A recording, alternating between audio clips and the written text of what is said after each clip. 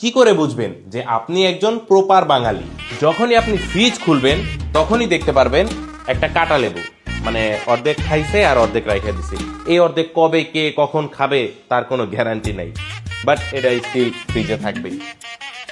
যদি আপনি আপনার বেডের তোষকটা উল্টান তাহলে দেখতে পাবেন এখানে অজস্র শপিং ব্যাগ রাখা থাকবে। আপনার ঘরে যত বড় আলমারি থাকুক না কেন, চেয়ারের উপর এভাবে জামা কাপড় রাখা হবেই। আপনাকে অলওয়েজ খেতে দেওয়া হবে মেলামাইনের প্লেটে, বাট লুক, এইখানে কিন্তু কাচের প্লেট আর কাচের জিনিসের অভাব নাই। এগুলাতে কে কবে কখন খাবে তার কোনো গ্যারান্টিও নাই। আপনার ঘরে যত দামি আর ভালো পাপোশই থাকুক না কেন, এরকম একটা পাপোশ থাকবেই। আবার এরকমও থাকতে পারে, সকাল বিকাল বা সন্ধ্যা হোক, আপনি যখনই বলবেন যে আম্মু আমার ক্ষুধা লাগছে, তখন আপনার মার মুখ থেকে একটা শব্দই বেরোবে, ভাত খা। না মানে বলতে পারে না যে বার্গার পিৎজা খা। যখন আপনার হালকা ক্ষুধা লাগবে, কিছু খাইতে ইচ্ছে করবে, তখন আপনি ফ্রিজটা খুলবেন আর ফ্রিজ খুলে দেখবেন যে এটার মধ্যে একটা আইসক্রিমের বাটি।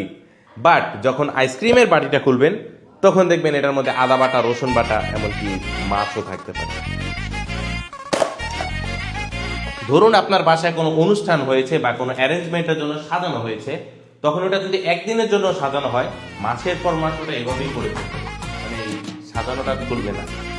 যেমন ধরেন একটা রিয়েল জিনিস দেখাই, সেটা হচ্ছে এই দরজাটা খুলে যদি ওই পাশের রুমে যাইতে যাই তাহলে হচ্ছে এই বেলুনের ডিজাইনটা খুলে ফেলতে হবে।